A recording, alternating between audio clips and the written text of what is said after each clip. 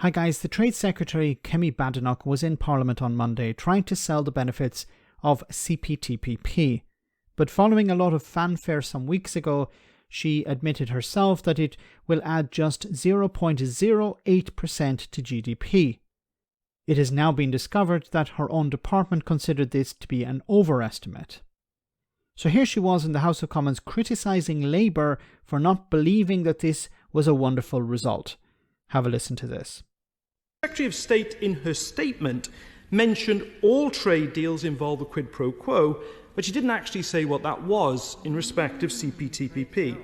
Specifically, New Zealand put in place side letters with all other signatories to opt out of the investor-state dispute settlement mechanism, which could give investors from abroad the right to sue the government for choosing to regulate in a particular area. Now, the government seems to have excluded ISDS with Australia and New Zealand, but not with the other countries.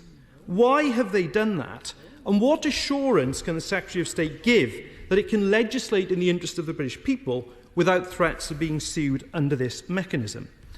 This is one of the worst ideas possible. You would allow companies to sue the government, the taxpayer, if they didn't like certain regulations. This is insane. On agriculture, the Secretary of State mentioned the maintaining of certain protections.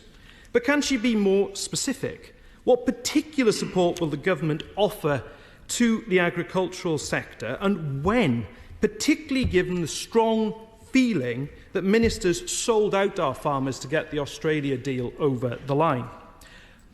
Of course they sold out farmers. Farmers in Britain were crying, literally crying over this deal, while farmers in New Zealand and Australia were delighted. Now let's get to her responses to some of these things. For his questions, and I know it must be really, really difficult to sit there while we have just agreed this fantastic trade deal and find a way to celebrate. Just looking at the Labour front bench, it looks like they've been sucking on lemons, Madam Deputy Speaker.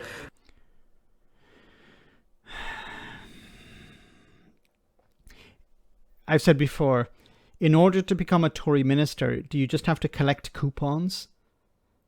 This is her response. First of all, we'll get into more detail in a moment, but this is her immediate response. You're sucking lemons. You don't like our trade deal that's delivering less than 0.08% to GDP, which is throwing farmers under a bus, which is allowing businesses to sue the government if they don't like certain regulations. How does that help the country? And quite frankly, I'm thrilled to be able to answer pretty much all of his questions.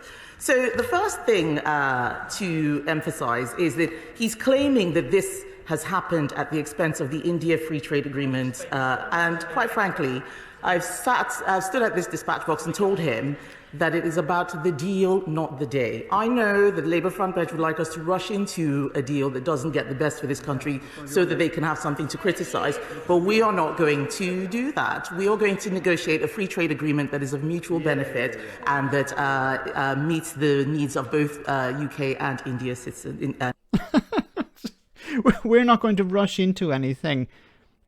You're not rushing into the Indian trade deal because India is not willing to negotiate in the way that you want to negotiate. They're saying, no, we want you to pretty much create freedom of movement for our people. And the UK is like, well, we can't actually go down that road. That'd be a bit of a problem. But this idea that we're not going to rush into trade deals, you rushed into the Australian and New Zealand and Japanese trade deals, and what did they deliver? Something for the other side, pretty much nothing for Britain. And Indian citizens. On the US FTA, he is right. We haven't got a US FTA, but that's because the US is not doing free trade agreements with any countries. It's got nothing to do specifically with the UK. But that was a Brexit promise. A Brexit promise that relies on the US to make a decision. Why did Brexiteers say we will get a US trade deal if that was not a real promise? They said we will get a US trade deal. That would be a Brexit benefit. They didn't say terms and conditions apply, if the US agrees to do it.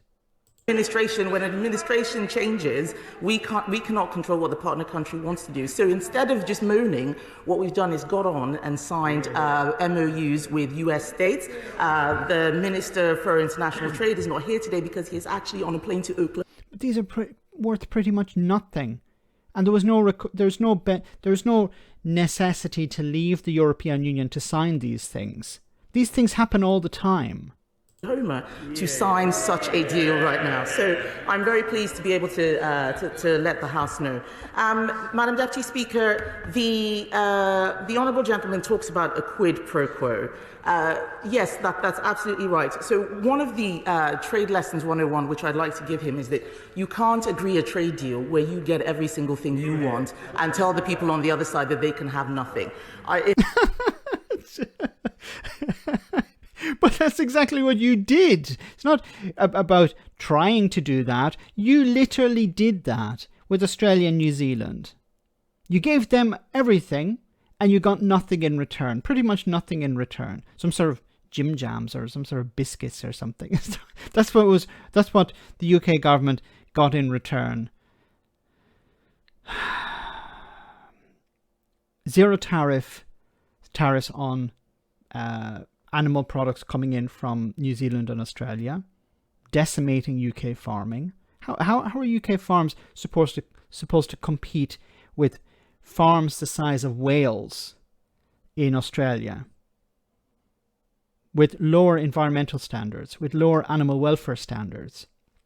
How is that winning? And what, when you'll notice that they'll say, well, there has to be give and take, but they'll never actually specifically say what they compromised on. They'll never say that they'll try and sell it as, well, Australia compromised here and New Zealand compromised here and Japan compromised here, but they'll never say what they compromised on. They'll never say, well, sorry, we threw farmers under a bus in order to get something in return. That's what needs to be asked. Ask the Minister, the Secretary of State, what did you compromise on? If you can't do it in Parliament, ask it in a select committee. If you can't do it in a select committee, get a journalist to ask that question. What did you compromise in return for? Like, what did you get when you compromised? And what did you compromise on? Because they're happy to say Japan compromised and Australia compromised and New Zealand compromised, but they'll never say what they compromised on. This is a bad deal.